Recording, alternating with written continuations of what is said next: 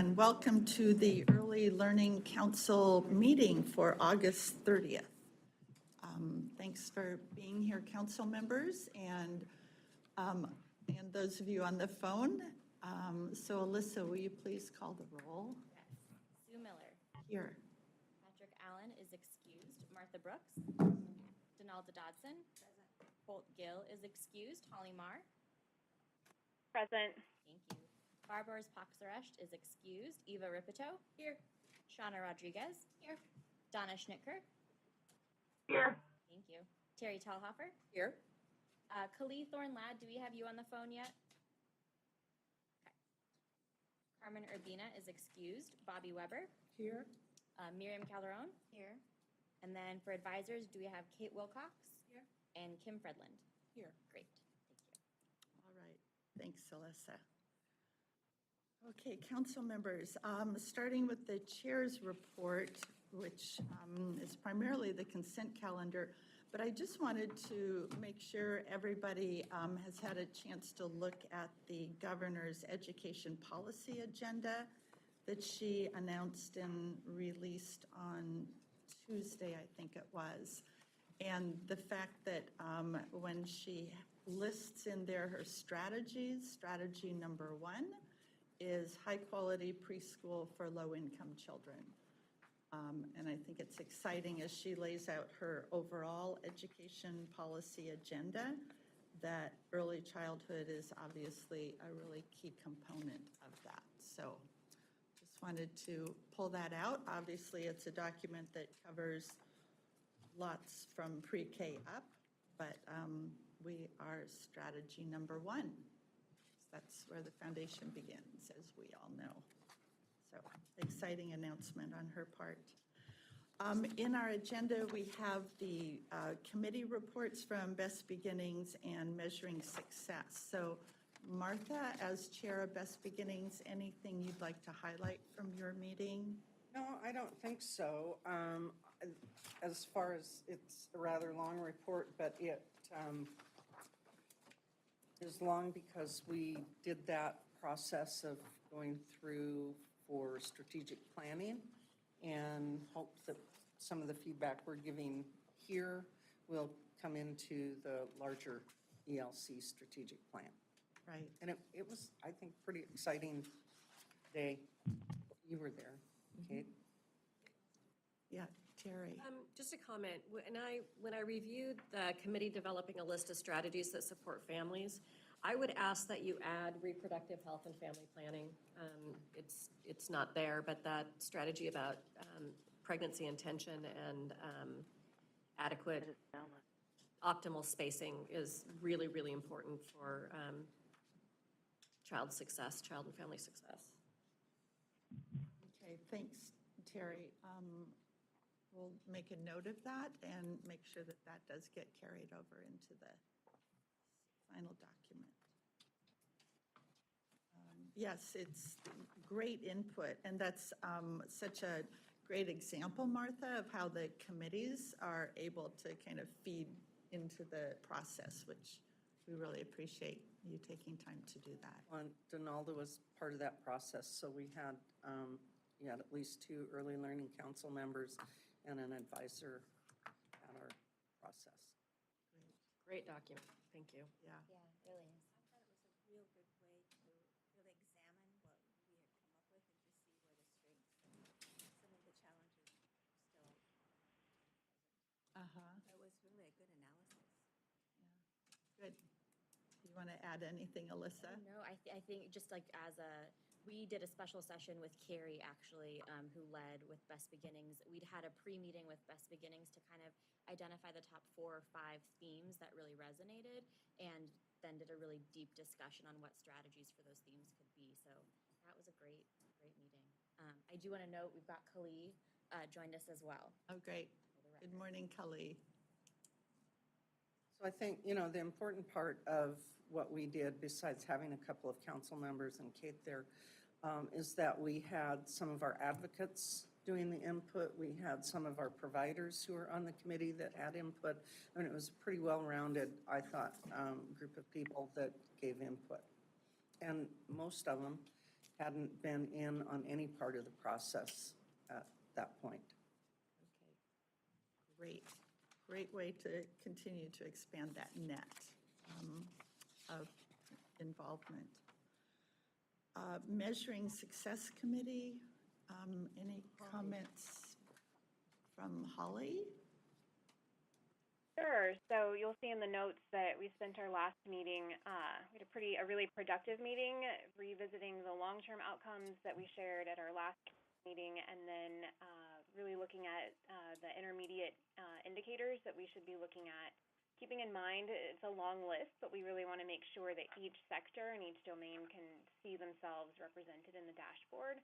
At our next meeting, we'll revisit this list and finalize it, and then we'll have an update back to the council, I believe, the October retreat, Alyssa? Yes, yeah, we'll do a quick update in September, just a little more in-depth, but October will be the big one.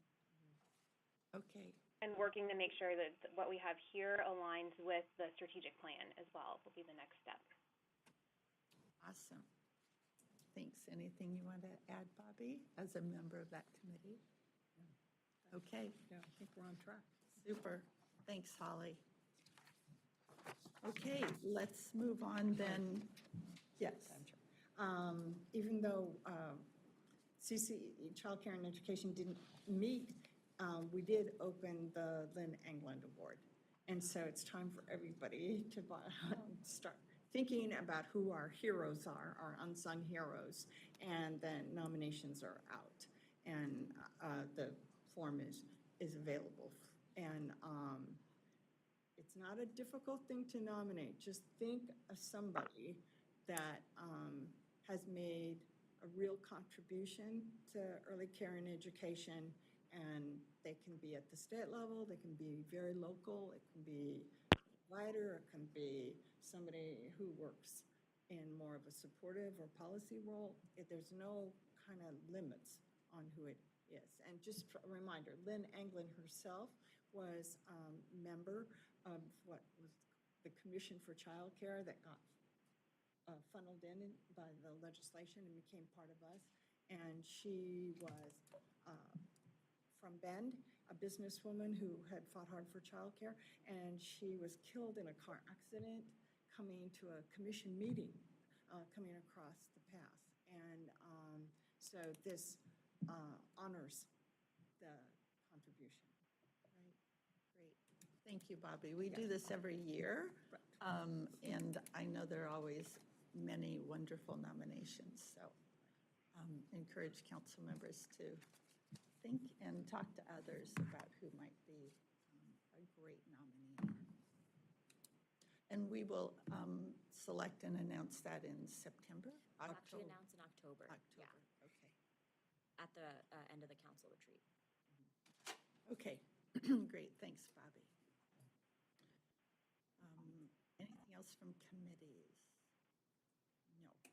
All right, let's go then to Miriam and the director's report. Great, thank you, Sue. It's great to see everybody. Hope folks have had a nice summer and are rested. I think after the director's report, you'll see it's been a busy summer here with lots of working groups. But just wanted to start off by saying that had an opportunity to do a little traveling this week around the state and was in Morrow and get to spend some time with Terry and the Four Rivers Hub, and then drove over to Burns and just do some visiting with Donna. So now I could see Donna in her office. I know what the inside of her office looks like because I was there yesterday. Had some great conversations, get to see Donna's program and meet some of her wonderful teachers and staff, have learned a little bit more about their kind of K transition work and partnership with K-12, talking with some kindergarten teachers over in John Day.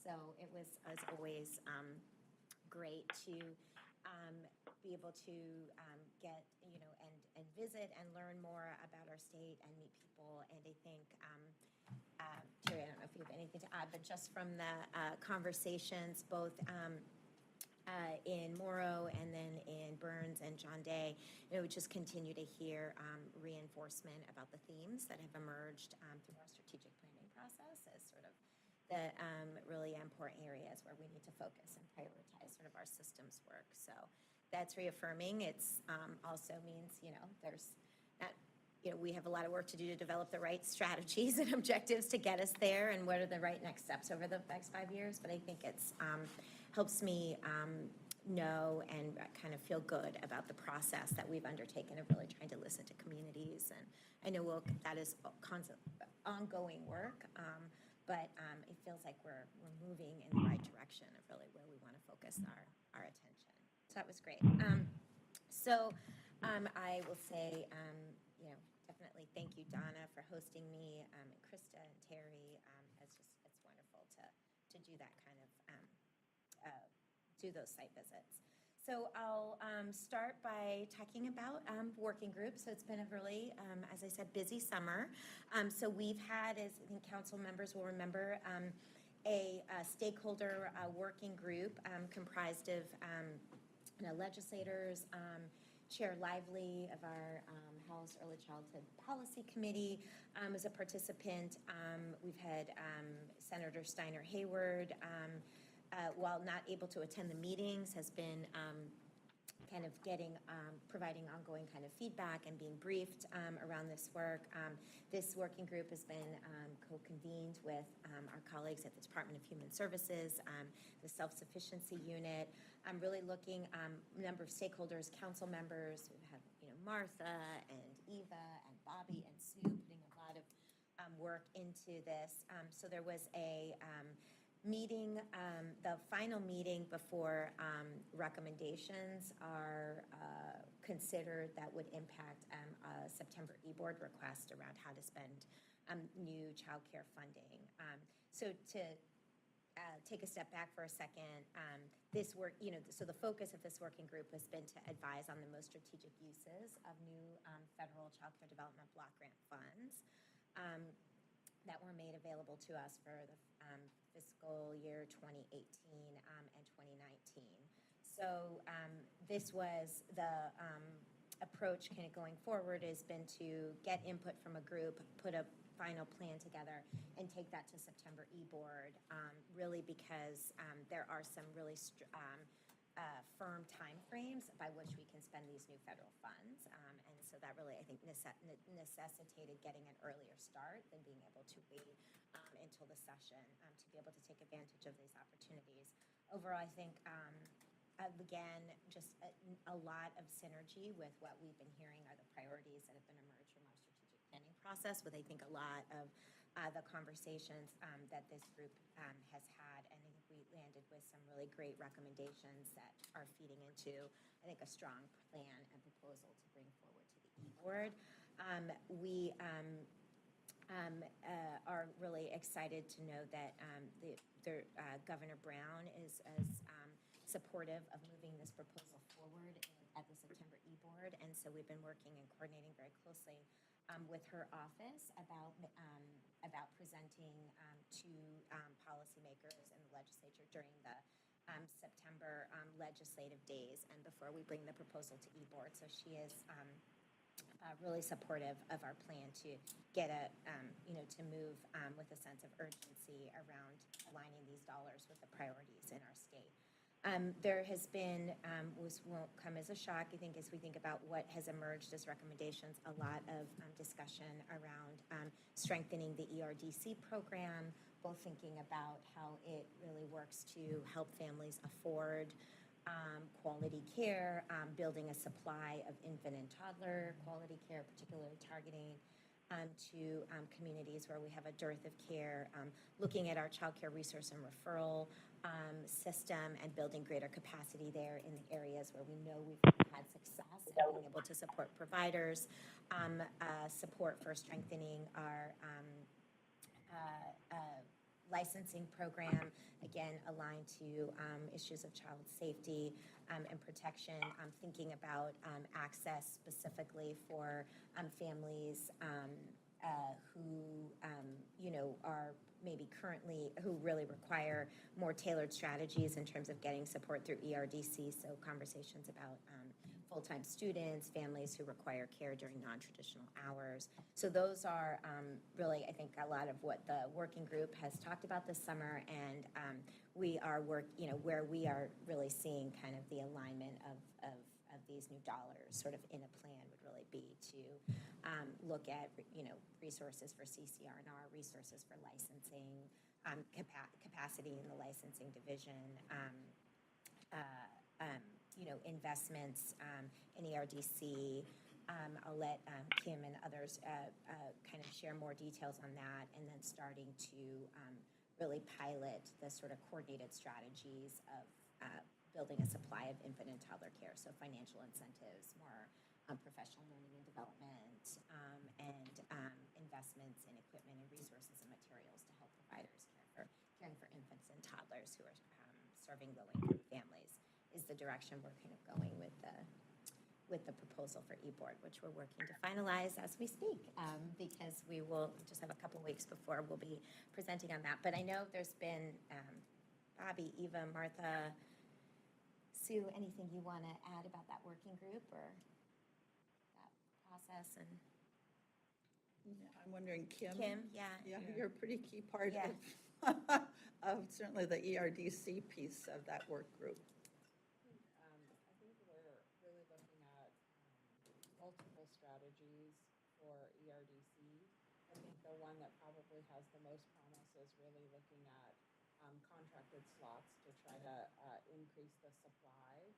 And I think that we also are looking at the affordability angle and have a few challenges just because we're in the middle of an IT upgrade, and but the affordability piece, we're looking at both the copayment and the maximum, like potentially putting a cap on the maximum amount of someone's income that would be going towards childcare.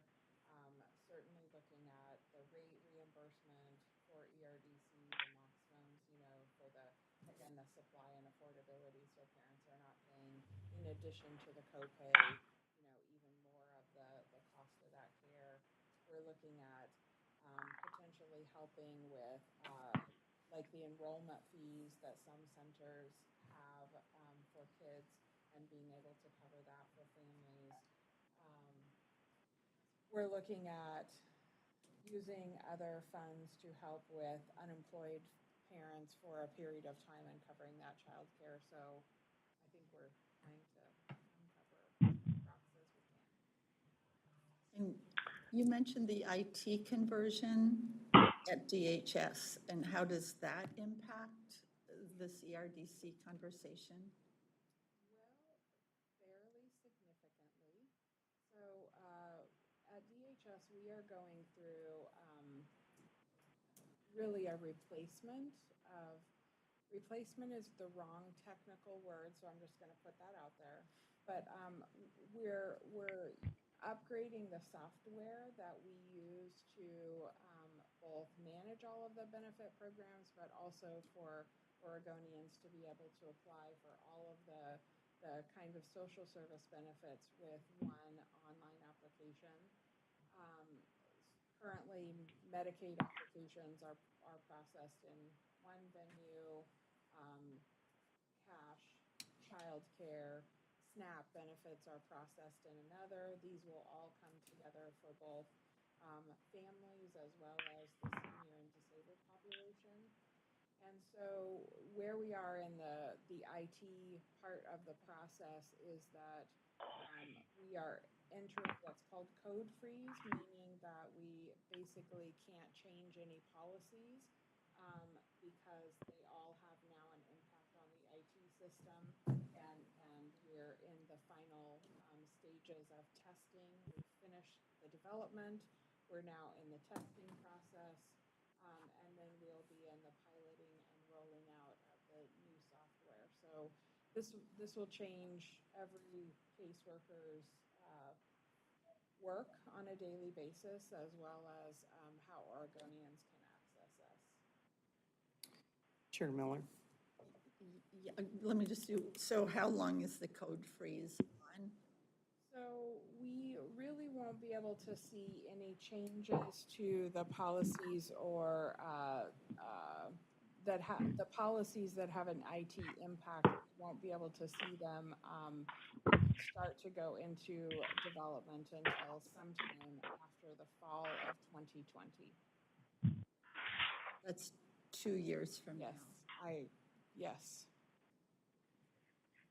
I was hoping you'd say October of this year. Martha? Yeah. Chair Miller, at the meeting that we had, it was a real shock to everybody to find that out late in the second meeting, not even at the first, and we heard 2021.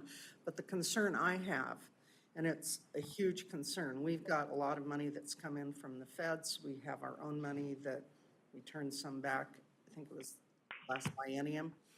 And we were told at that meeting that there would be no way to increase rates or co-pays for that time. And that's really concerning for me. That's been one of our big issues, is that we have childcare providers that are unable to subsist, and they're tacking into SNAP and all the other programs that you've talked about. So how can we get around the issue of being able to increase those rates? It's not fair to say we're going through an IT change and we can't increase your pay. I mean, I wouldn't do a job that I wouldn't get at least COLAs on. Well, I think it's a good question about what are the alternative ways. What I'm saying is that the way that we currently process reimbursement, or that we process the eligibility side for the family and set the copay, that is all through our IT system. That using that method, we will not be able to make those adjustments until sometime after that date that I mentioned, the fall of 2020. For the provider portion of that payment, again, using the same system that we use now, we will not be able to make adjustments using that same system. What we discussed this morning is that I think this is where we have to really think about, well, what are the alternatives? Because one of the alternatives that we could look at is through some potentially, like in the contracting method, if we were contracting for slots, that's outside of that system. And so that's not kind of held to that same restriction. And so we could look at some options to do that. I think that that's where we're in the exploratory phase of what does that look like. I would agree that we were anticipating that we would enter a policy freeze and a code freeze later this year, and we got to a point where it was moved up because just part of the IT project. And so it's troubling for all of the programs that we have. And I agree this one is one of the ones that's high on the troubling list of now we have to come up with other options. So Kim, I'd say it's more than just troubling. I think it's crisis. We've had some fatality issues. We've had some other issues in childcare. And to say that we can't, I think we need to figure out a way of how we can. And I mean, I'm speaking very passionately about this right now. I don't care how we do it, but our folks need to be paid what they're worth. And we need to figure it out. And we have extra money. And to say an IT problem, and we've dealt with this on home visiting. We've dealt with IT issues that have held us up. Life goes on for these families. And to say we can't, I think is unacceptable. Enough said for me. Thank you, Martha. Yeah. It sounds as if there are ongoing conversations about what are the alternatives. If IT holds up some avenues, there must be other avenues to try to address this. Absolutely, and I think Kim has talked about using contracting as wouldn't be impacted by some of these IT changes, to really look at ways to address both affordability and supply. I think that could be a place where we could be really targeted, again, thinking about care during non-traditional hours, care for school-age children. I think is half of ERDC funds are for school-age children, or a third of hours. So, yeah, I I'm mean, sorry, that yeah, so- percentage was not off the top of my okay, head. yeah, probably barely mine either at the end of the And summer, but certainly not in terms of the budget. not in terms of the Because budget. the cost the per cost. caseload for a school-age child is much less Cheaper, than right. for younger Yeah, children, so. that's true. no. But just in terms of, I think we have both, and this is a good segue into the Children's Cabinet, I think summer working groups. We have the ability to think first with this, new federal funding, and, how we utilize those dollars and that opportunity to really address some of the priorities in terms of access to childcare supports for low-income families. And then, as we have talked about in the early care and education working group, which, ERDC has been a major focus of the conversations, and a bold vision, and along a longer time frame of 5 years, where do we want to be with ERDC? And Kim definitely add more here, but we were both at a meeting this morning, and think the group is really going to put forward the requirements that are really around where do we want to be with ERDC, and how do we want to strengthen that program to work for providers and to work for low-income families that need childcare assistance, and kind of continue to put out that vision. Feels really important to do right now, while there's clearly more conversations to explore around what the workarounds are going to be able to address these challenges. So I want to assure folks that in terms of our sort of 5-year kind of timeline of budget and policy planning and visioning around how we want to address kind of early care and education, and really the childcare system in the state of Oregon, we're planning with an eye towards what are the right investments that we need to make, and what will those cost, and we'll continue to talk about, I think, how to operationalize those, and in the more details of how do we go to implement it. So Let me go to Eva. Yeah. Just waiting to make a comment. Thanks. For the contracted slots conversation, I think I was a little bit taken aback, because I think that the cost modeling was done specifically for centers. And I know that we've talked a lot about needing to have a variety of settings for contracted slots to meet those off-hour kind of. And, I think that if we're really smart, we could even do contracted slots with regulated subsidy, family care, certainly licensed family care as well. So I was really kind of taken aback that when we had the conversation at the meeting, it was like, oh, we cost modeled for centers. And I know that they're more costly or higher expense, but I just really I was really kind of upset that it wasn't the broader view. We can certainly, thanks, that was good feedback. We can go back and do that. And I believe that the group it did plan to reconvene again after, so it wasn't the final meeting, I think, to continue to explore these more interim solutions around ERDC. Can I say something? Sure. Can you hear me? Yes, thank you. Okay, I just want to reinforce what Eva said, but I also, I guess, wonder, since equity is supposed to be a driving factor in our work, and that we have applied sort of an equity lens in our work, we have an equity committee, I feel like it should have, why did it start with centers? Why wouldn't it start with where we have the most disenfranchised kids? Bobby has a comment.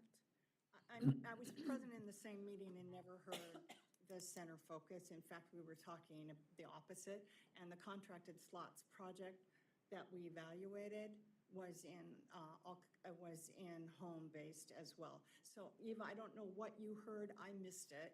In fact, the opposite was, we were talking about our experience that we were successful in working in home-based as well as in centers. Maybe I missed something because I was on the phone. Well, I think the point is, Right. it's We certainly important want it to be, have the whole mixed we certainly delivery. want it to include home base. Yeah, there was something that. Well, and I think what I'm suggesting is it should be pronounced like that. When we look at where our most disenfranchised kids are, I guess with the exception of Head Start, they are in non-center based care, and so that should be the leading piece, not the. It shouldn't be hard to discern that is a focus, I guess. So even the lack of clarity of it says to me that it wasn't maybe as much of a focus as it could have been, and I wasn't on the call, so that's what I'm gathering and wondering. Okay. I missed the home-based piece too, so maybe it wasn't clear. Okay, we'll make sure it's clear. It's clear. We need to move on, I know that. I just want to make a final comment. I think, one of the things we've talked about throughout our strategic planning process is that we know we're looking at kind of a 5-year projection, but there have to be some much earlier wins than that. And I think the CRDC workaround is going to be probably high on our list of saying, how do we do the contracted slots, whatever it is, by early 19 and not 2020. So I would really appreciate having information come back to the council on an update on how is that moving forward. And Kim, you're probably going to be a real key in that conversation. So thanks. Move that to an agenda. We can move that to an agenda item, yeah. Yeah, I think that would be really helpful. I think we should also be mindful that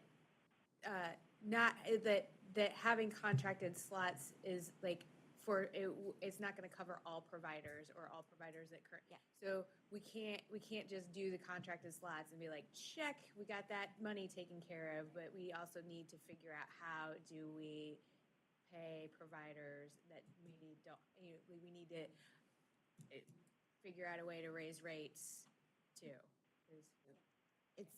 It's Second. clearly a potential strategy for the 10 million, but right, Yeah. not for. Okay, great. Thank you, Kim. Great. So in the interest of time, I'm going to speed this up a little bit and say that the rest of the working groups for this summer for Children's Cabinet are finalizing their recommendations to Governor Brown. I think, again, important to note that these groups have really focused on kind of coordinating policy and budget recommendations across multiple state agencies and really have brought forward to the work around coordinating policy and budget, the priorities that we've identified from our Early Learning Council strategic planning process. Those really kind of, I think, set the foundation for the conversations.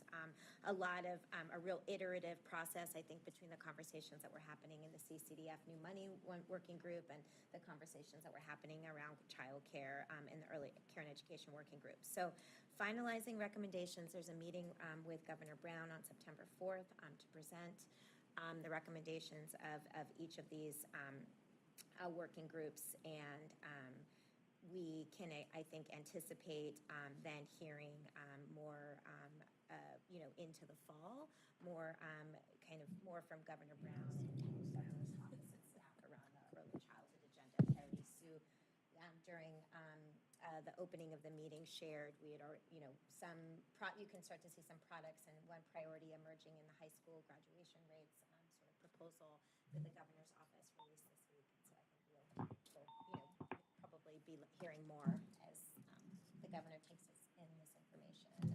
So thanks to everybody. I know who number of you have been involved in really kind of supporting this work. It really didn't feel like summer break at all, but that was just fantastic. Anyway, to be talking about bold visions for young children, bold visions for young children and families all throughout the summer. So, Sue, anything as chair of preschool and early learning working group, anything you want to add?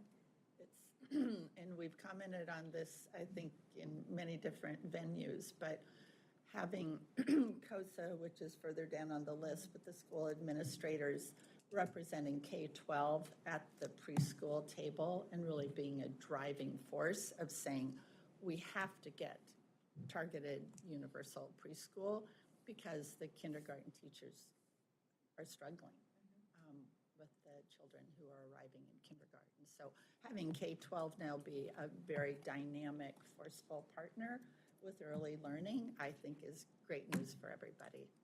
And I've said that to K-12 people as well. So it's an expanding table, which has to be very exciting for all of us.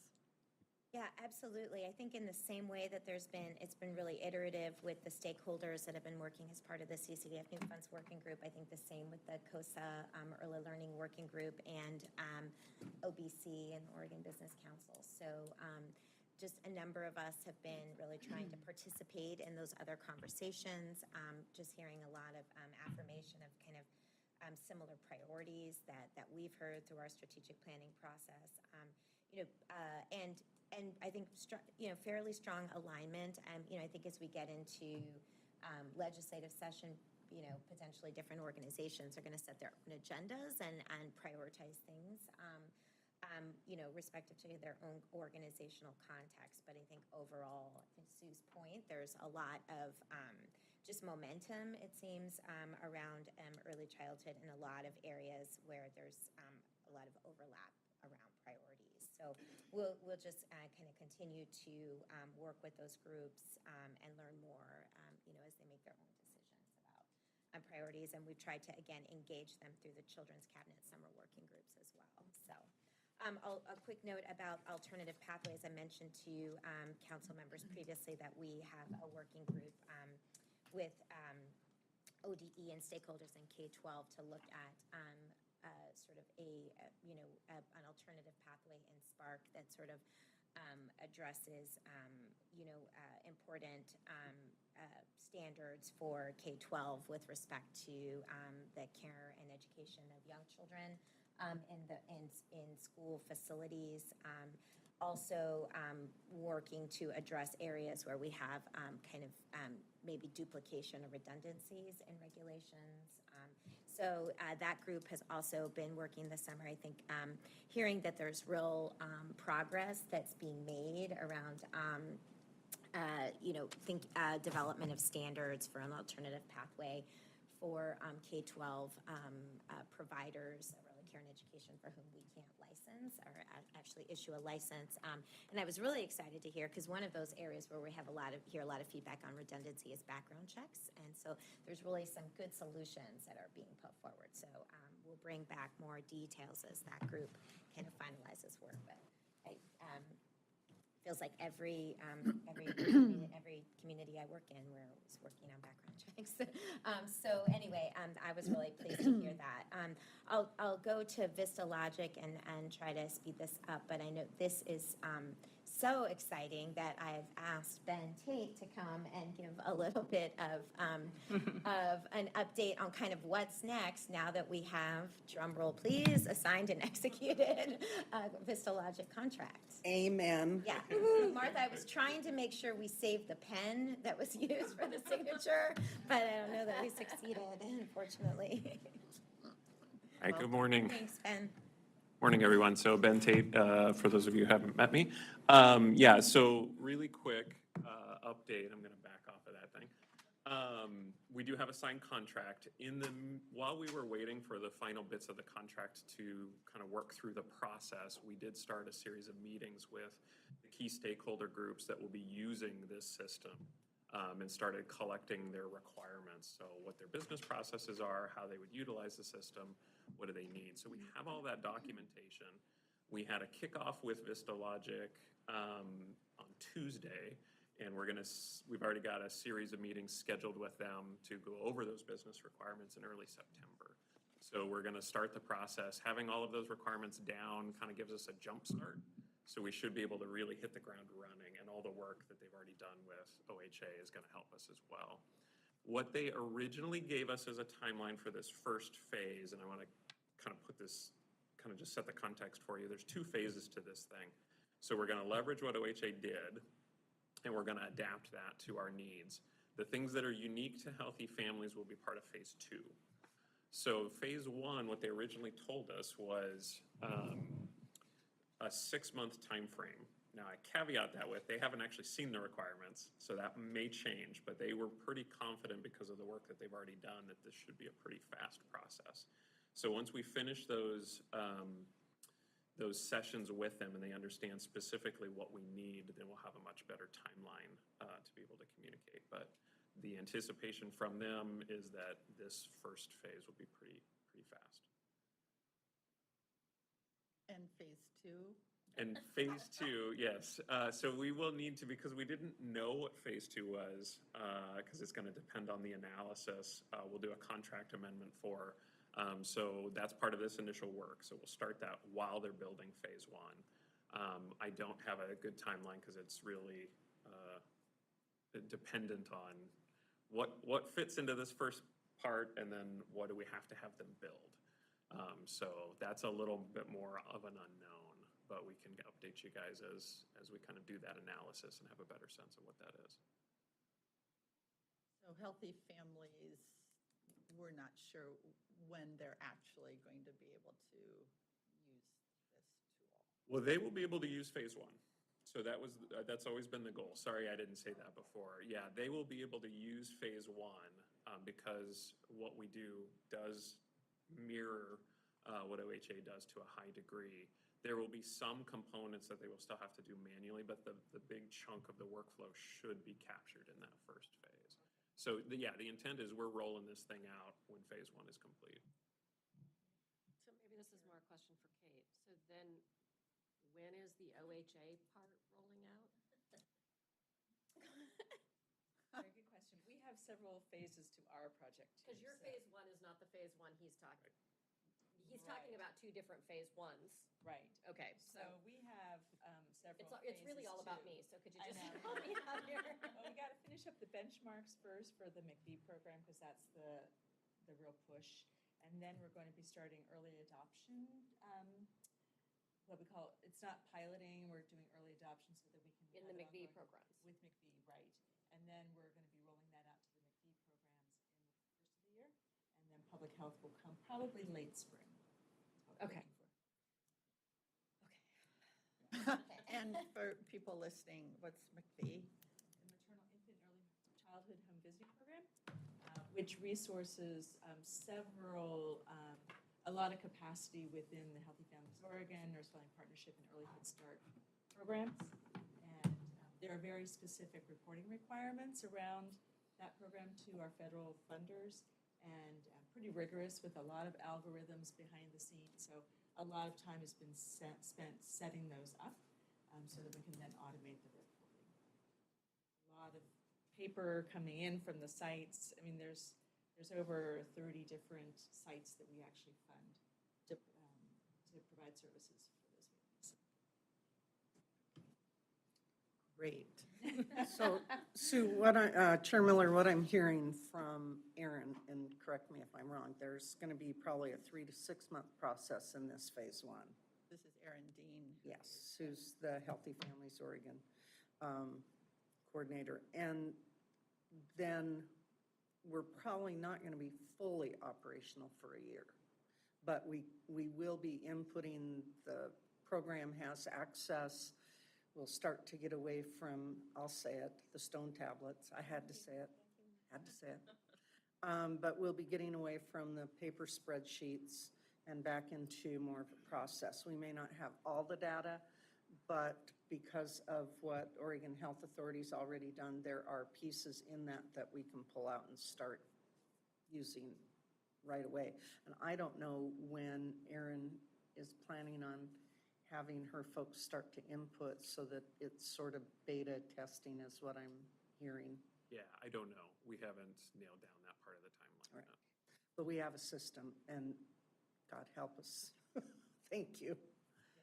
Awesome, Terry. Just for clarification, though, there are Healthy Families programs that are funded by McVie that will be part of the OHA rollout.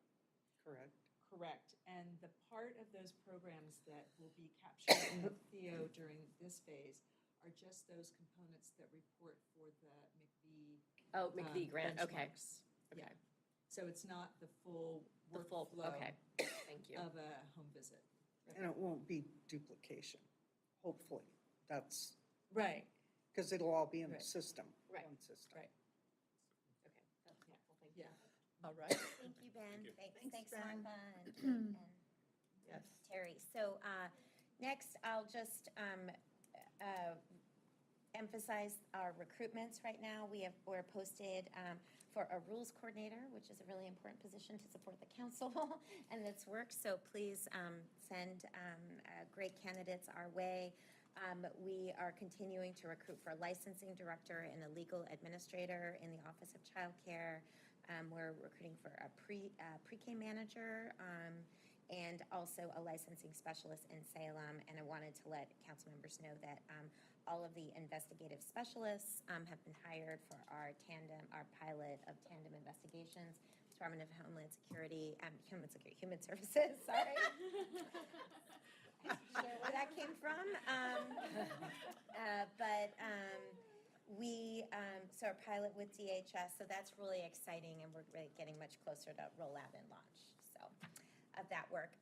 Preschool development grants, we have a new federal funding opportunity. The Administration for Children and Families has put out a funding forecast of availability of up to $10 million in one-time funds to support capacity, building capacity to improve access to quality early care and education for infants, toddlers, and preschoolers, low-income families. I think what's important to note is this is really kind of a systems building opportunity. So again, thinking about capacity, thinking about coordination and alignment across different programs, needed investments to build a quality supply, and infrastructure to do that. It's not a funding opportunity to create more slots. We are doing work right now to coordinate with the governor's office. This would be an application that would be submitted on behalf of Governor Brown, and an important part of that work is also to request approval on the ability to apply from the legislature. So it is part of our e-board ask, and we've started to pull a team together kind of internally here. I've spoken with Colt at Oregon Department of Education about also bringing in key staff in ODE, obviously, in EI and early childhood special education, and those that are working on really district effectiveness as well to be a part of this. I think once we see the actual FOA and we see what the priorities that the feds have aligned, we'll be able to have a better sense of how that aligns to the priorities and the work and the needs here in our state. But we're definitely thinking proactively and looking at this and sort of erring on the side of we will be hoping to submit an application once we get a look at the FOA, and so trying to do some preliminary work to start planning for that within the division. The FOA was supposed to be released on August 14th, and it was delayed. So we understand that, so the information that we have, that it should be coming out by the end of this month, which is in a few days, or probably maybe early September, but we know that we'll have 60 days to respond to the application once it is out. And then, so hence the urgency to go before the e-board in September. And I think the feds are looking to make the awards by the end of the year. So Miriam, is that a competitive grant? It is a competitive grant. So it is a capacity building grant. So I think we're probably looking at a situation where they could make probably up to 40 awards, so maybe somewhere between 25 and 40 awards. So I obviously feel so great about Oregon's chances of being successful. Yeah. What part of ACF is this project going through? This is the early childhood, sort of child care, and the unit in ACF that focuses on kind of early childhood development, so Head Start and child care. So it's Administration for Children and Families, yeah, within HHS. Yeah, I understood HHS, but there's a lot of parts of Yeah, HHS. yeah, So I'm sorry, I don't know what the unit is called now, but it's the office that's bringing together child care and Head Start that's putting out the notice. Okay. There's been some changes, I think, recently, but I think it's important to note this is very different from the program, the previous preschool development grants funding opportunity that was released by the U.S. Department of Education. So this program was actually authorized under ESSA. It was funded, and part of the authorization moved preschool development grants to ACF from U.S. Department of Education. is That's interesting. interesting. So just anybody other comments on that? No? Yeah. It seems as though this is very timely. We've got our strategic plan. Yes. And our discussion has been about data. So infrastructure and our strategic planning has been a lot about programmaticals. We've had people come, and I'm a program person, so I love program. But if we don't have infrastructure, it won't go. And I think we've identified the data system, how we get things in and out is going to be critical. So this may be our saving grace to be able to bridge that between idealistic and implementation. Absolutely.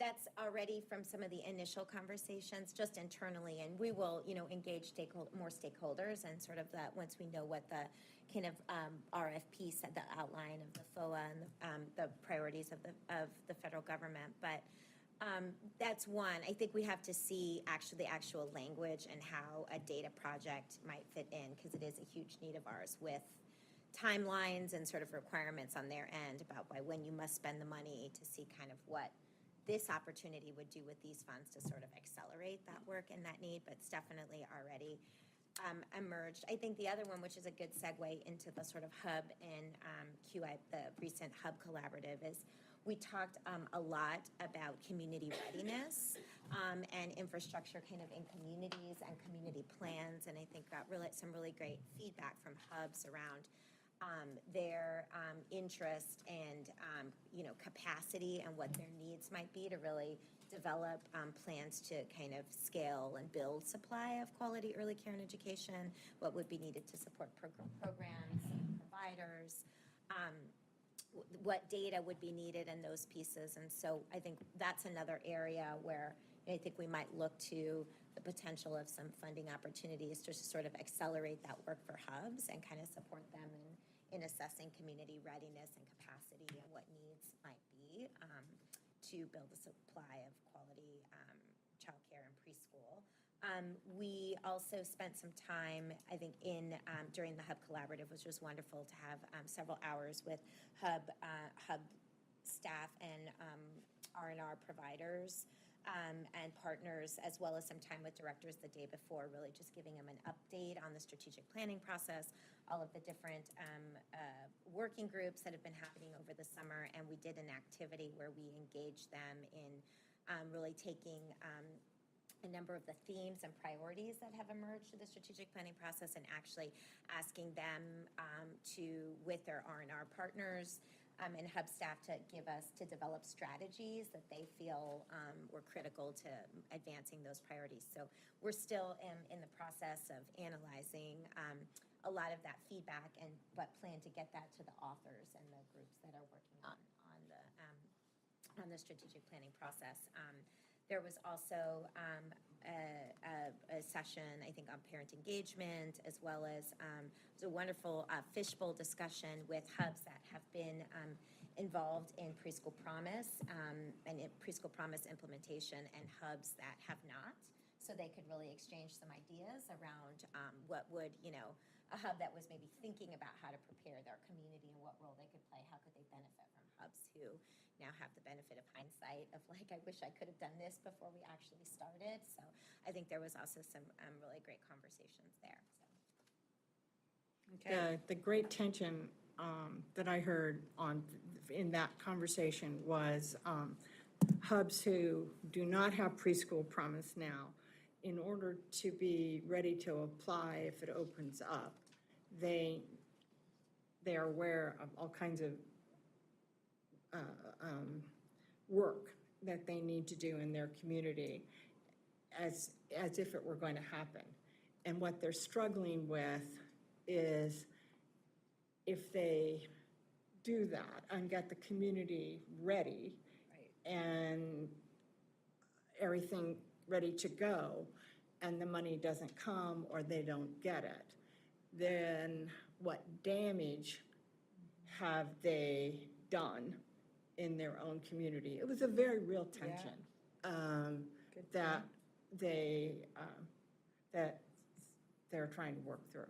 But I thought that was Very insightful. It was very insightful, and it made sense as soon as I heard him. It was like, well, of course, this is a really hard place to be. But anyway, Bobby, any other thoughts on the strategic planning activity? it was exciting to have somebody, to have them be the first people to do strategies. Yeah. I thought that was, they're on the ground. And so, we haven't done strategies yet. So I thought it was exciting. The other thing that I thought was so powerful was, I've always seen in my mind that there needed to be this great connection between the R&R system and the hubs, and to see that it really is. I mean, they're doing just fine. They obviously are, that's what came across to me in just observing the interactions during the day, was they're doing a really, what appears to be a very effective job of working on one vision. Holly, anything you wanted to add from your time there? I don't think so. I think I would just echo what Bobby shared, how exciting it was to start talking strategy. Was Terry there? I wasn't able to come. Oh, you didn't go? Oh, okay. Come up at the last minute. Got it. I just remember your name on the Yes, list. yeah, she was. Plan. Yep, I understand how those things Alyssa happen. or Shauna, anything you guys want to add?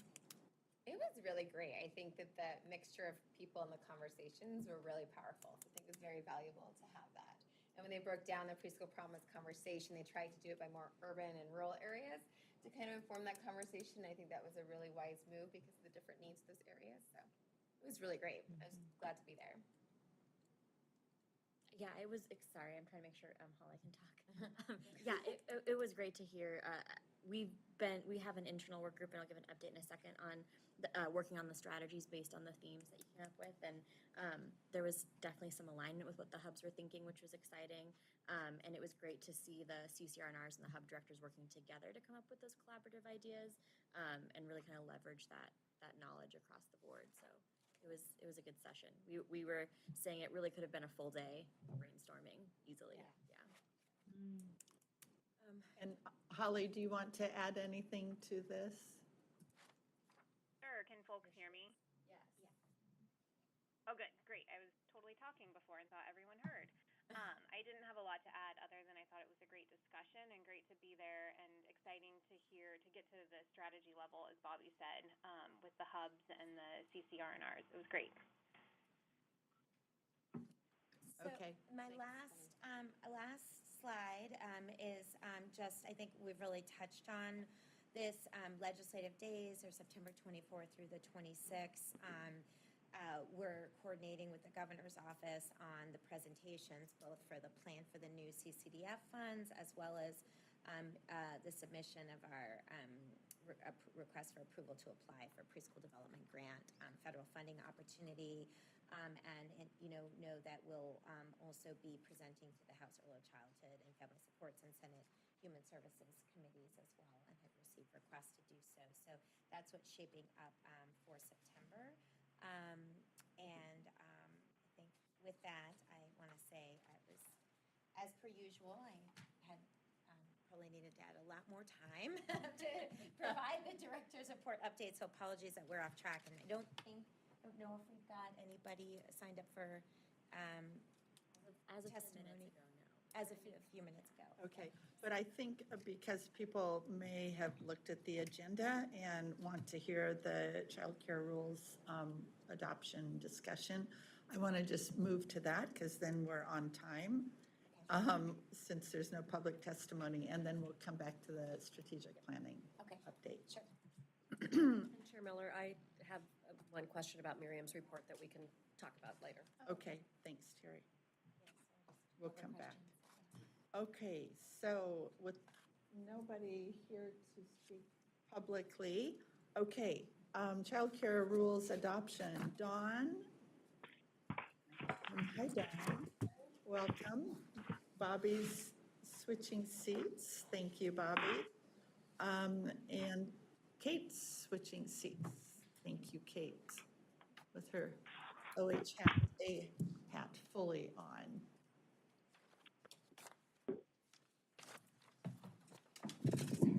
Council, we've been anticipating this conversation for a while, shall I say, many months.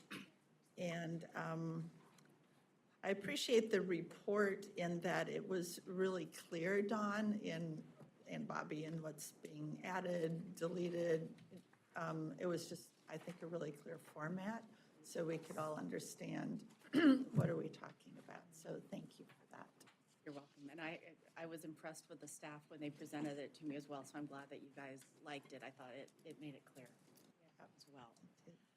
All right, so I'm going to go fairly quickly through this first part, but I want to make sure that everyone knows the set of rules that we're going, that was in your packet that we'll be going through, that we're looking at being effective September 30. And so you may remember with the last legislative session, we got House Bill 4065 that had different requirements. One was clarification of exempt prohibition in statute about if there's some action that you are prohibited from caring from any children, whether if you're license exempt. The definition of school-age children, as well as the civil penalties increase.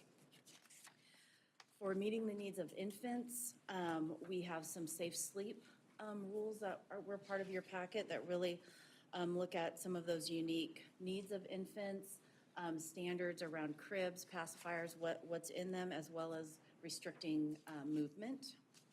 And then for the CCDF requirements, rules around the central background registry, of submitting those as part of the new requirements.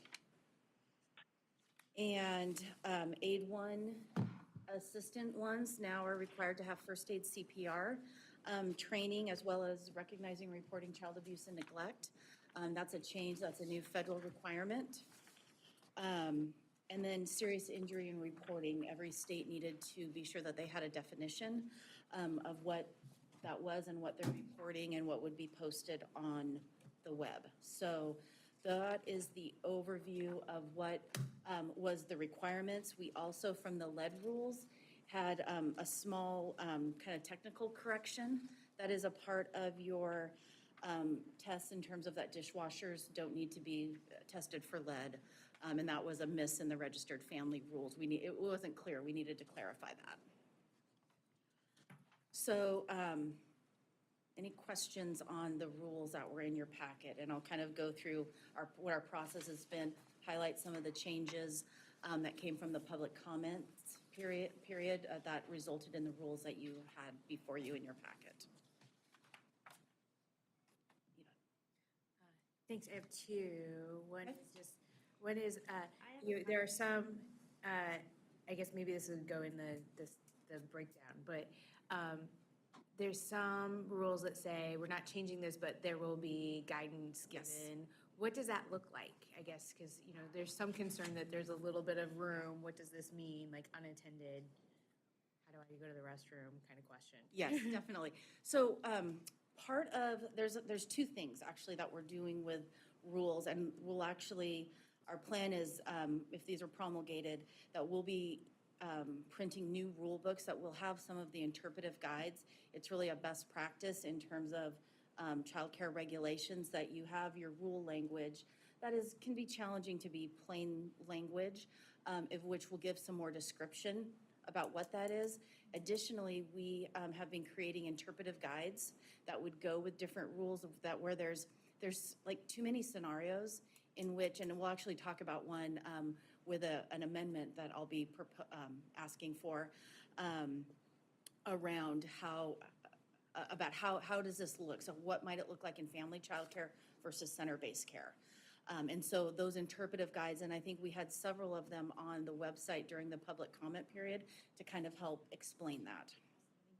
Yeah, I would just add to that, I think just really the need to clarify intent of the requirement, right? And where it's not so much of balancing that with writing a regulation, right, that is still kind of in plain language and understandable, and then, and concise, but then really making sure that there are ways in which that standard could be understood, as Dawn's saying, in different contexts, and really what the actual intent of meeting the standard is. you. Because I think that was kind of a fear that I had received feedback about was like, different licensing specialists might interpret things differently, and I would rather have clarity, but having a guidance is great.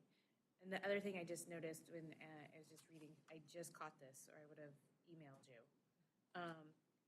For the certified childcare rules, on your, no, certified childcare.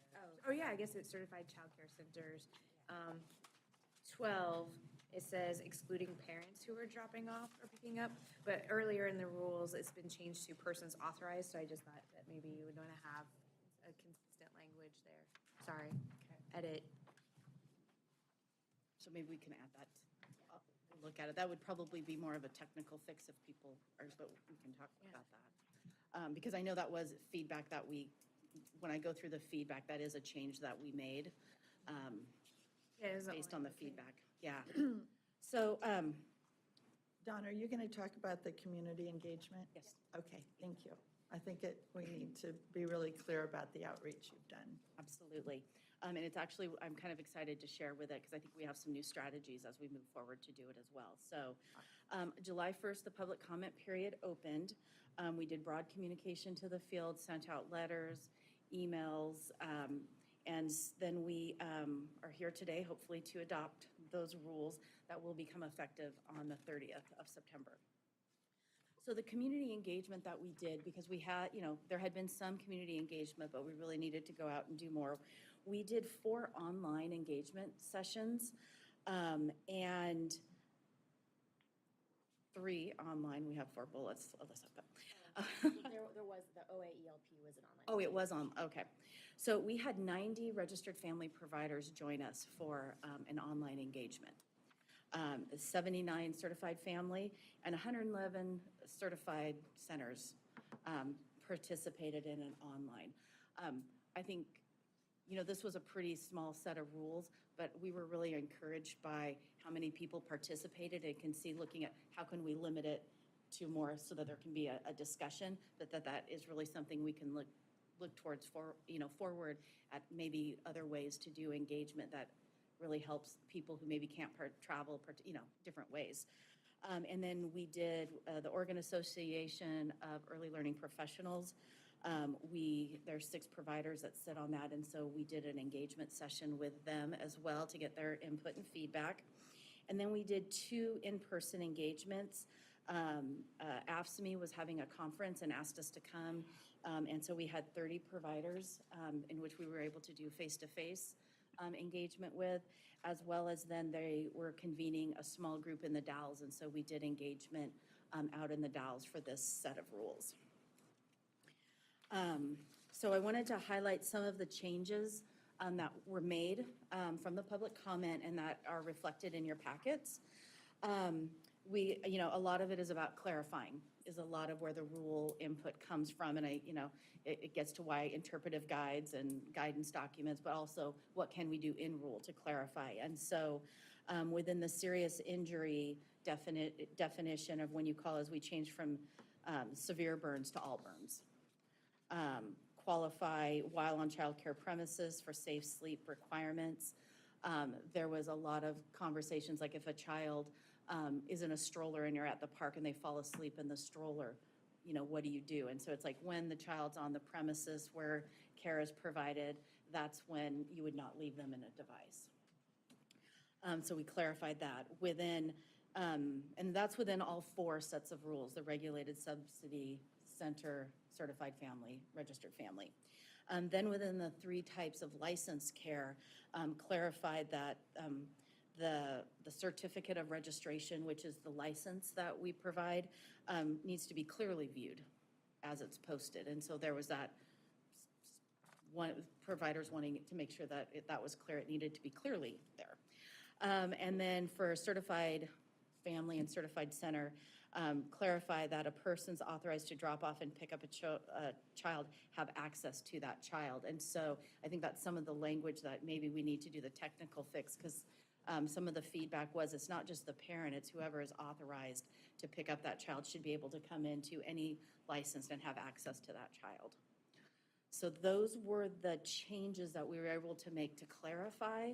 And then as well as it was noted that you were able, that we'll be doing interpretive guides and guidance documents. And I think the really nice part about the guidance documents is that can be more of a iterative. We need more clarity. We can add and adjust to those as we go versus going through a rule process.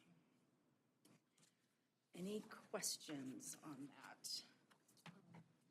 I have a question on were people with severe too subjective? Is that why it moved to all? Yes, they were, what does severe mean? And so then it was, is it a second-degree burn or a third-degree burn? Is it, and so as kind of through discussion, it's like, but if a child gets a sunburn, they, were we thinking about the time? And so then you say first, second, third, and who, so to make it clear, we moved to all. It seems like there's a lot of little minor burns that happen, and they're gonna, they really want to have to report every little. Well, I mean, I think that could be, as we move forward, an area of guidance. But that is the direction that it went. I'll just say, I think it, sunburn is probably one of those, but there could be a real safety concern that children have access to something that will burn them, and probably needs an evaluation about what's your safety assessment look like. Yeah, and I read that rule, I processed that, I had to do okay, what's that mean for providers? And I'm like, well, if there's anything that's hot, where even like a minor burn is available, that's a red flag. And then, yeah. And sometimes people don't consider it. I mean, my child put her hand directly on a heat vent in a brand new RV and burn her hand, and we never would have thought it would have gotten hot enough to burn. And sunburn. Yeah, and then the sunburn, I was thinking, well, then you need to evaluate how often you're reapplying sunscreen. So with the sunburn, then that's the stuff that will actually be posted online. If they report that, that'll be posted online that they've had 3 sunburns or whatever else at their center. Can I ask a Okay. question? Lots of information. So another piece of feedback that we actually really needed to do a lot more other state research was the rule that was in there around unattended children, reporting unattended children within 24 hours. And to define what that is really took some research. We actually looked at Pennsylvania and California actually were some of the only states. Other states had a child shall not be left unattended, but they didn't kind of lay that out, which would be a very large guidance document or interpretive guide. And so we kind of were able to use that. And so we came up with the language that you see on there, if you have packets, the PowerPoint in front of you, that programs must report to the Office of Child Care within 24 hours any child that is lost or missing from the premises, any child that is left behind on a facility excursion, any child that is left unattended on the premises, and I'll come back and talk about that one, any child that is left alone on a playground or in a yard, and any child that is left alone in a vehicle. And so as we were, thinking about those, any child that is left unattended on the premises, we could think of a lot of different examples of when that we would want to know. I think one of the examples is you have a child care center in a church, and a child is left in another room that is not a part of the child care facility, or where child care is happening. This one will need a strong guidance document because what a premise and what that looks like in a family home versus a center is going to be very different. A child can be in the different rooms of the family home and outside, and so there's different parameters. So that's where we'll be needing to create guidance documents of how the C really is reflected across the different rule sets. And the rest, yes. Yeah. Khalid, I think, wanted to jump in. Okay. I had a question about something that was mentioned a little bit ago, but around the dishwashing. Why was that removed? The lead and dishwashing? Just wanted clarity on that, the thinking behind it. Yeah, well, based on working with Oregon Health Authority, and Kate, that's not your area, so I don't, but that you don't need, it's not required or necessary to test the outlet of where the water goes into to your dishwasher for lead, because that's not drinkable water. I know, Alyssa, you did a lot of work on this. Do you have anything to add? Yes. Well, part of it too is alignment. We caught it with registered family and didn't catch it. I believe the registered family didn't catch it with the others. But yeah, because the water in the dishwasher is not consumed, it really is for drinking water and cooking water. And it was a holdover language, and so that wasn't intended. EPA doesn't require testing for dishwashers to see if there's lead present. Okay, so there's no danger because I feel like I don't know, the things around this have been an issue in the past. I just want to make sure, are we saying that there is no danger of lead exposure if dishes are washed by water that could have lead in it? According to the EPA and in working with the health authority, no, that's not a risk. Okay, thank you. So we are at, so that's one amendment to the packet of rules that you have, and there's also another addition that I would propose that we make, and this is around safe sleep training. Within certified family and certified center, there's actually like a substitute that has, in what training requirements that they have. Within family childcare, it's actually a little different where it is in the rule set. And what it says is that they need to have all the training requirements that a provider needs to have. And so to stay in alignment and to stay into really the intent and the spirit, to add the requirement that any substitute in a family childcare would also need to take the Office of Child Care approved safe sleep training.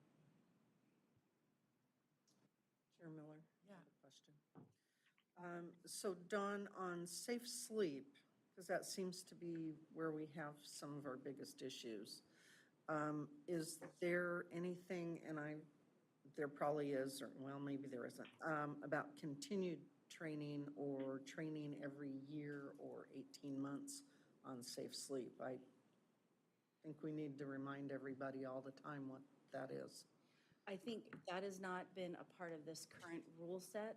What I can share with you, however, is that part of the ongoing work that we actually need to do as a part of the CCDF requirements is not only on the list of required health and safety trainings, is we need to have ongoing training available in those same health and safety issues. And so we're actually looking at other states that have developed different training to make those available. And safe sleep is definitely on our list to make available. I think that could be a conversation maybe in the future in terms of how frequently that needs to be taken. But within this set of rules, it's not a part of that frequency. So Chair Miller, my request is that the next time we're looking at rules, that we do talk about retraining or continued training on some issues, and safe sleep, I would think, is one of them. I know, Kate, you've presented to us at Best Beginnings on safe sleep. I think it's something we have to do. Okay, Tara? As Martha brings this up, I think one of my comments is, we talk about system alignment.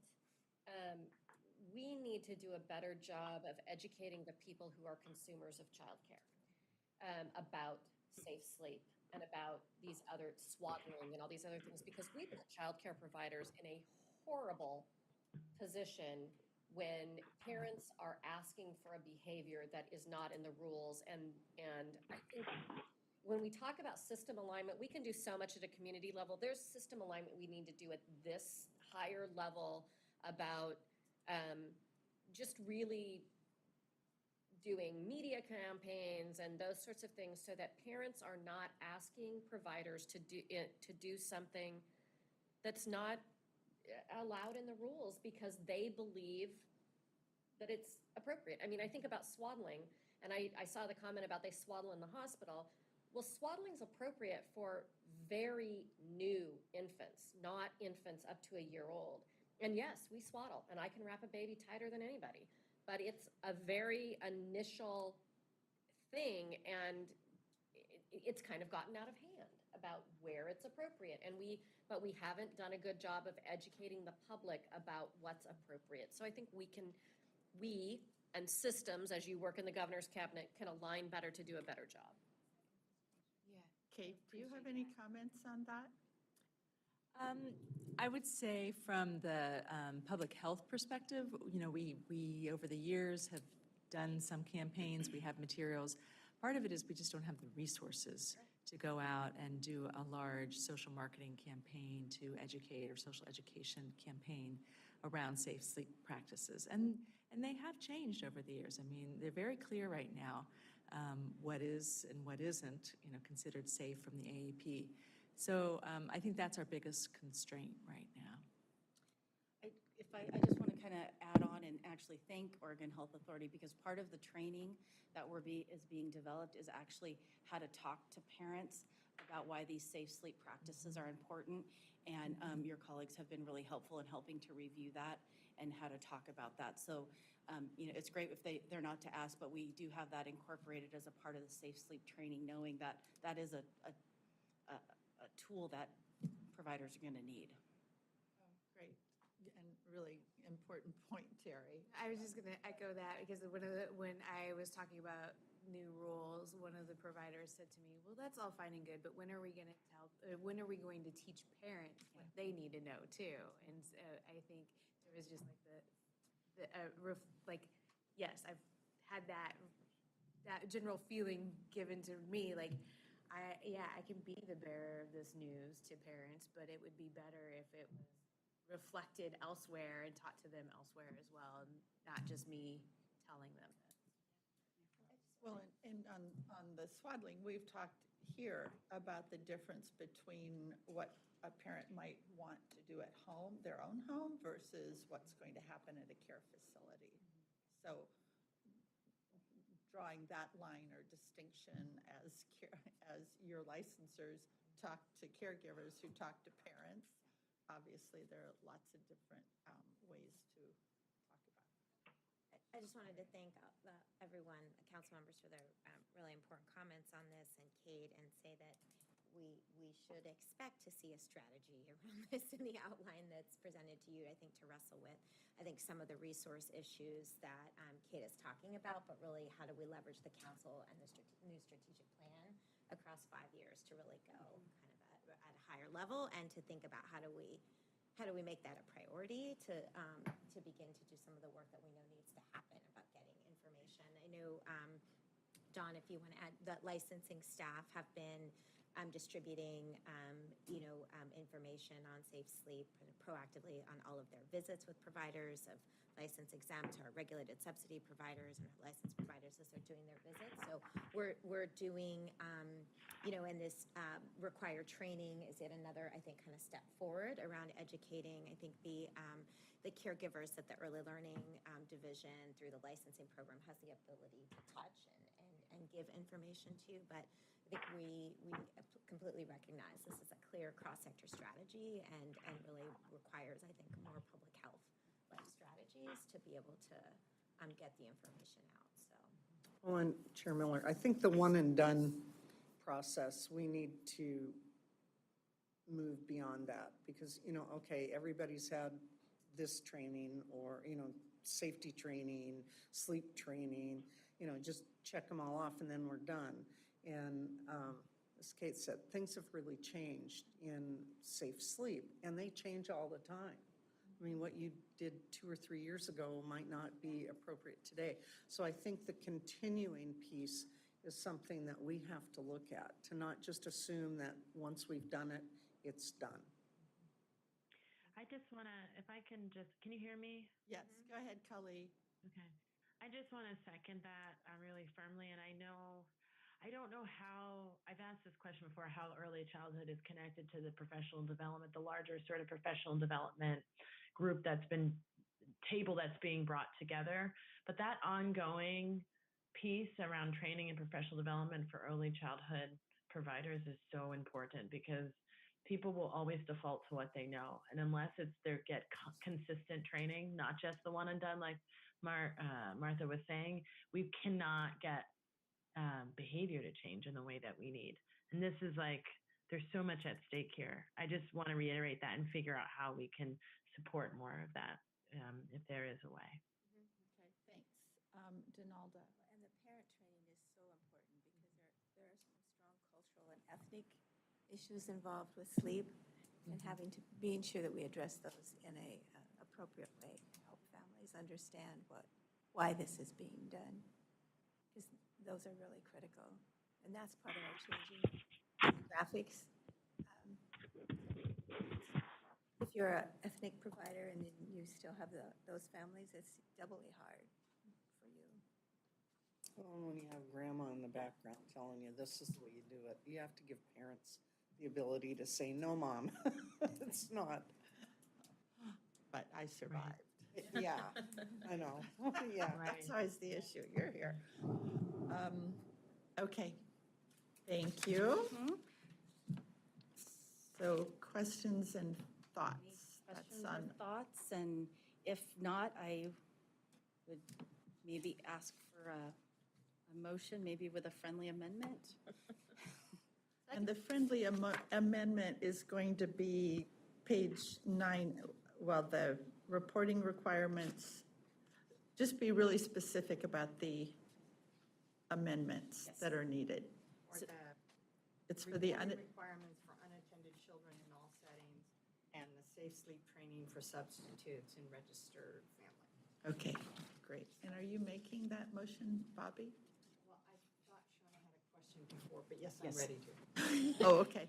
So I had, my just question and comment was going back to the rules set on unattended children. And I'm sure this can be done just with the guidance that you guys provide.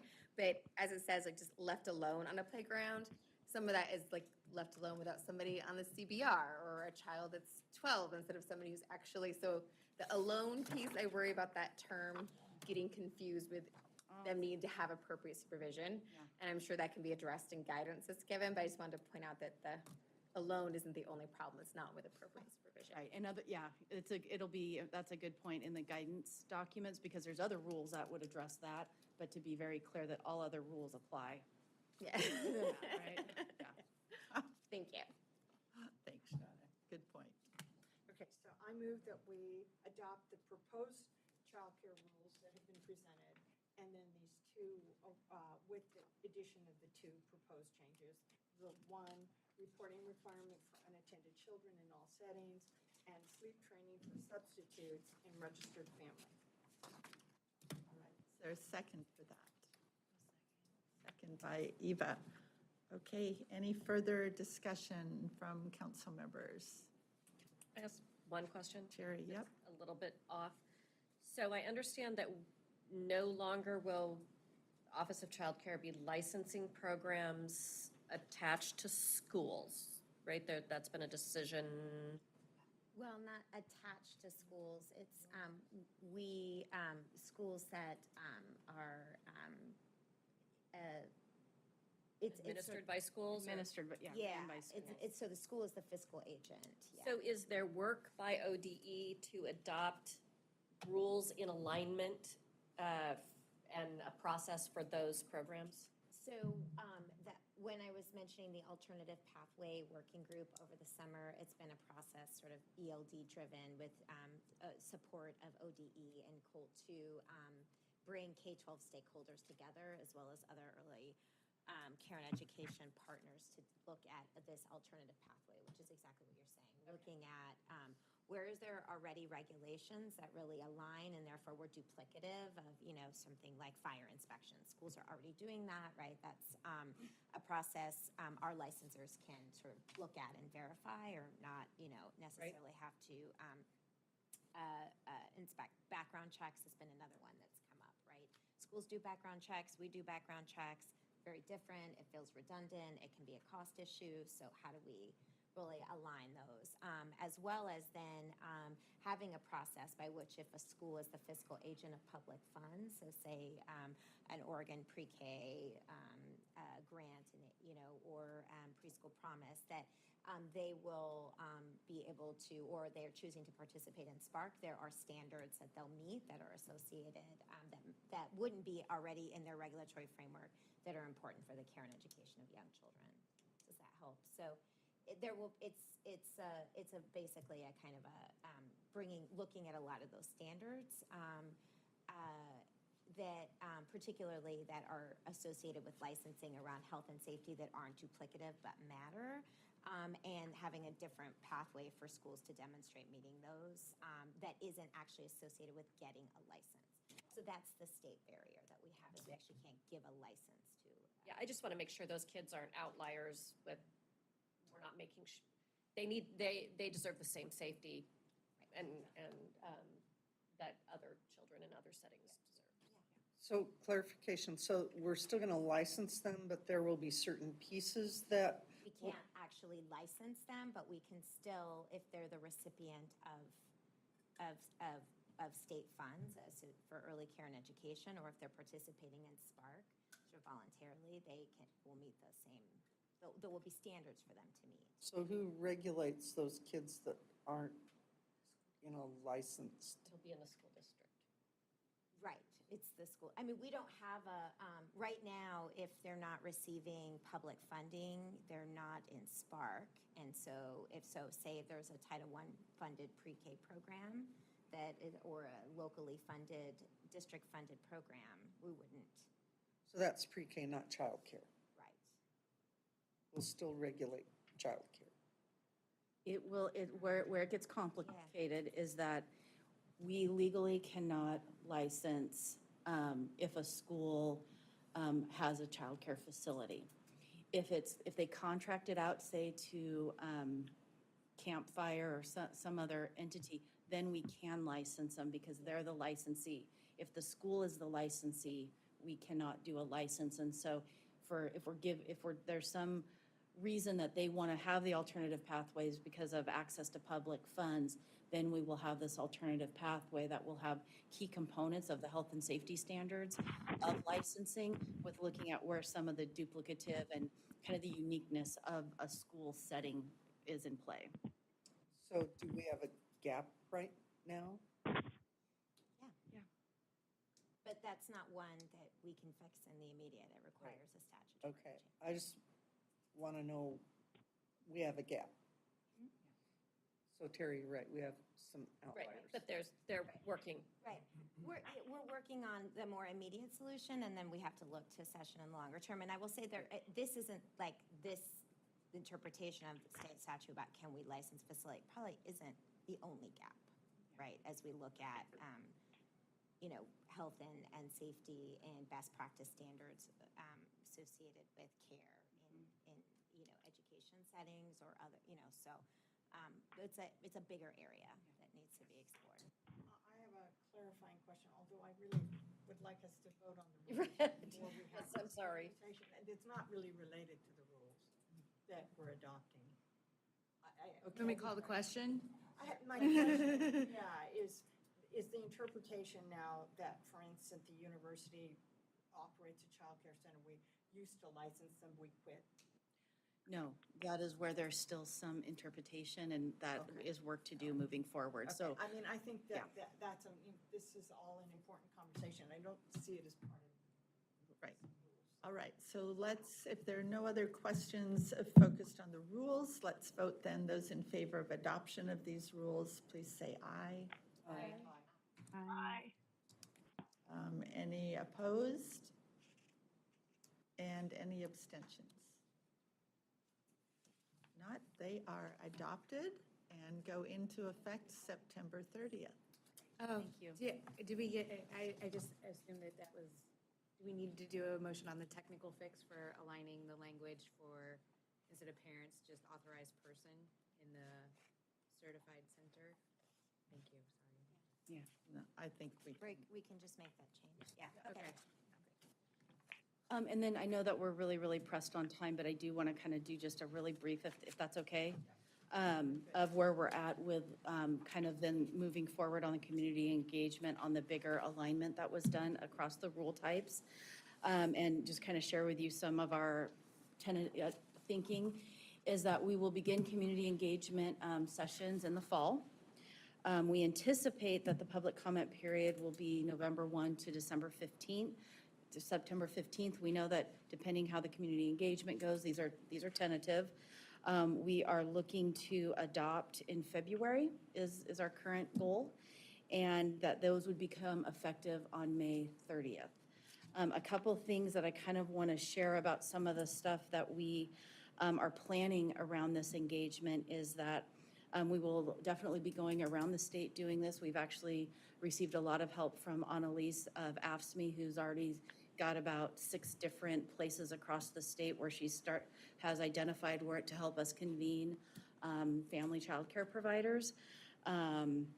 We have also hired a coordinator to manage the process, the sessions, summarize the feedback. So one person really dedicated to doing the community engagement and the planning and, you know, all that goes around that, as our staff really don't have the capacity to do the level of engagement that we really want to do on this rule set. And that we are really, as I kind of referenced before, looking at both a blend of in-person as well as online engagements. So definitely a blend of both. And they will definitely be available in all 5 languages that we traditionally support. So that is kind of a high-level overview. We're working on a big project plan, but again, I feel like really getting someone in who can really focus the work and really having a project manager around this is going to be really helpful. So Dawn, would the draft rules be coming to us in January? So we're going to see them before adoption in February? We'll be giving updates to between September and February of how the community engagements are going And if we need to adjust any timeframes or, yeah. Okay. Yeah. The other piece that I just want to kind of, did we skip that one? Okay. Is that we will also be coming forward at the September meeting to look at permanently adopting the rules that are associated with the governor's directive. As we've been doing the engagement around the rule set for these that we just promulgated, we also did it on the governor's directive rules as well. And so we're compiling all of that and working to bring forward a rule set around that. And also just kind of a heads up as well that there were some changes within crimes, like there's actually new categories of crimes that were passed. And so we had brought the Central Background Registry rules to you with the no-never crimes. And so with those changes that have been published within the state police rules, and then some others, as we just continue to do analysis, we'll be bringing forward, I believe, a few small adjustments to those Central Background Registry rules. We're hoping to bring those in September, as well as we have the target of September 30 to meet the CCDF requirements. So we have 2 more shots. Okay. A permanent and a temporary. Rules. Yeah. Right. then the big kahuna will be the gift that keeps on giving. Thank you. Wow. So Okay. the temporary rules have been in effect. Yes. So the public comment period is on the permanent of Yes. that rule? Yes. Yes. Yes, and that's still open, so we're still taking public comment on that. And so, Bobby, is your committee involved in this process? No. Unless the council sends it back to us, we finished our role. Okay. I think we'll Must be feel looking good. to use the new process as we move forward. Oh, when the you bigger- appoint A rules advisory committee. rule advisory committee. Got it. Okay. All right. Any other questions, comments from council members? Dawn, I know you and your staff have worked long and hard on these, so thanks very much. Thank you.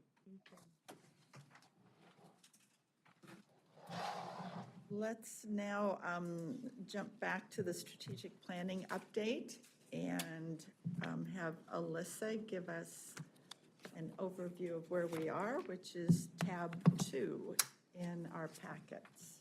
I'll be brief. I first wanted to thank you for all being flexible with rescheduling the October and November council dates. I know that's not easy to do. And so I really wanted to show you in this first page of key dates sort of why. We really wanted to make sure that we could take all the feedback we get from you at each meeting and actually do something with it. So by having about a month between each meeting, we can meaningfully kind of take what you've said and make sure it's incorporated. I mentioned earlier, we have an internal work group that's currently trying to take what we heard from you guys during the strategic planning sessions and put that into actual strategies. And so our goal is to have an outline of those strategies to you at the September meeting and really do a work session with you to help figure out what needs to be prioritized. Again, it's a 5-year plan. Some of these strategies will take more time than that. To Sue's earlier comment, we want to have some early wins as well. So we'll really look to you to help us narrow our focus and prioritize those. Keeping with our aggressive timelines, the plan is to have a first full draft to you all in October to discuss during the October retreat. And then our hope is that at the November 30th meeting, it will be the basically final draft. If you have some additional comments and feedback, we'll incorporate that, but we're hoping to start working with a publisher in December to make sure it's printed and formalized and ready for legislative session in January. So it'll be quick, but we're really committed to making sure you have a full week to review all of these materials so that you're able to give meaningful feedback.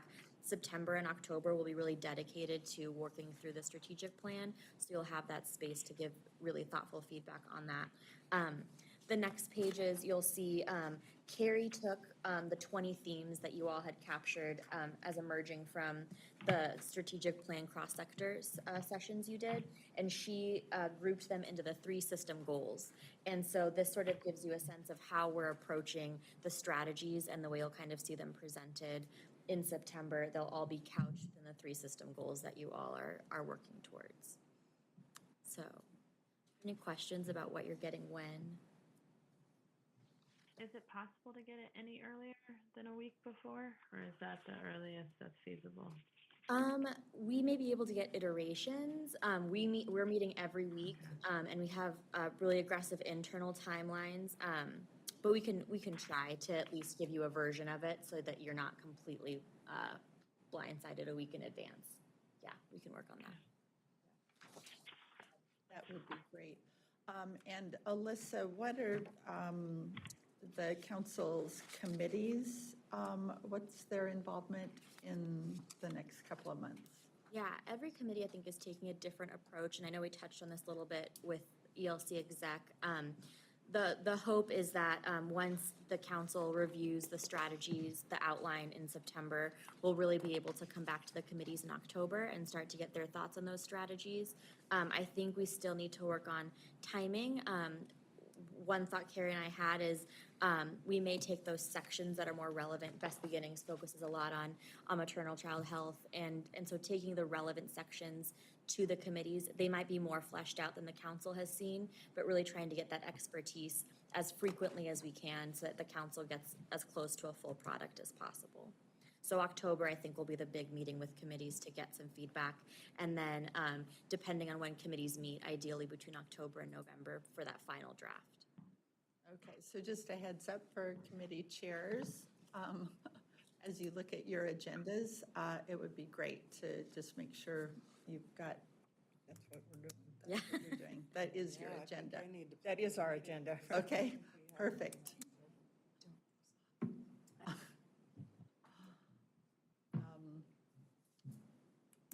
Okay. Hopefully you can, Martha. I'll put it, yeah, okay. Thank you. Anybody want to meet at midnight? Yeah, we have September. Which we may, it's just the council won't have gotten to weigh in yet on the strategies, so we can talk about how to approach it. But I think Best Beginnings probably needs to meet monthly to finish out the year. Okay, we'll Thank add you. one in, yep. All right. Thanks, Alyssa. Any questions about the strategic planning process, the timeline, the themes organized by system goals? lot of work being done by staff, and obviously with Bill's support. Great. All right, any other business? Oh, can I ask one more question Yes, about the Tully and then Terry. strategic plan? So how is the equity committee interfacing with the strategic plan? Yeah, so we've had multiple sessions. I think we've had 3 throughout the strategic planning process where we've sat down with the equity committee to review the emerging themes, see what's missing. And then we're reconvening in September with Miriam, and then again, the hope will be October to really have them take a look at those strategies and how they're fitting in with the 3 system goals to make sure equity is woven throughout. Lillian, our equity director, is also part of the internal work group to ensure that the strategies we put forward have equity woven throughout them, as well as being called out specifically. And is it being informed, so the equity subcommittee years ago, I guess the last strategic planning process did lay out some things, and I'm wondering, is that informing the work so that that component's not lost? Yeah, that's sort of what Lillian's been incorporating, bringing to the table, and we're still trying to work out how we make sure it's woven throughout while also being called out explicitly. So that's been one of our focuses right now, and I think that's another area where the equity committee may have some insight on the best way to approach that. But yes, that's on Lillian's radar, and should be become apparent, because I know the subcommittee had a very robust set of suggestions. Okay. Okay, thank you. Good question, Cully. Terry? I just want to make sure this doesn't get lost, and Donna can help me out with that. When we're talking about the system alignment, and especially your work with the cabinet, one of the things, the unintended consequences around both the healthcare system and the early learning system really ramping up developmental screening was that we have found significantly more children that need EI, ECSC services, and we have not put the funds and resources into that system to meet those needs. And I'm going to say it again so that it's on the record. We have got to figure out how to give capacity to EISC to be able to do the work with the number of children we're finding through the higher rates of screening. And so I just don't want that to get lost in system alignment work.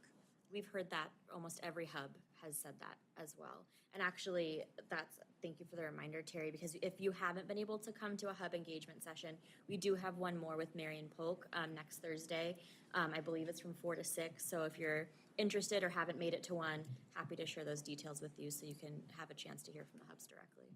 And Terry, the work to include EI and ECSC in the children's cabinet working groups that's happened. So those kind of capacity issues in that system have been part of both the preschool, early learning workforce, and early care and education working groups. Awesome. Well, Miriam, as you pick that back, I mean, are we actually accessing all the resources we can? I mean, just putting more state money in, are we getting the Medicare money or Medicaid money and some of the other funds that we don't have to take out of the general fund? I question that based off of some things that we've had at Best Beginnings as far as With the Medicaid money, you have to have local match, and it has to be state or local. And if you don't have that, and you don't have the capacity to hire people to bill for the service. Yeah. It's an infrastructure piece. Yes, and then I think, just to expand on that point, a lot of in the preschool conversations too, it's also expanding funding, public funding for preschool education in the state also creates more opportunities to get children served who qualify for early childhood special ed. So it's also about that alignment, so it's not always out of that one pot. So I think Medicaid, other state early care and education funds also have to be better coordinated.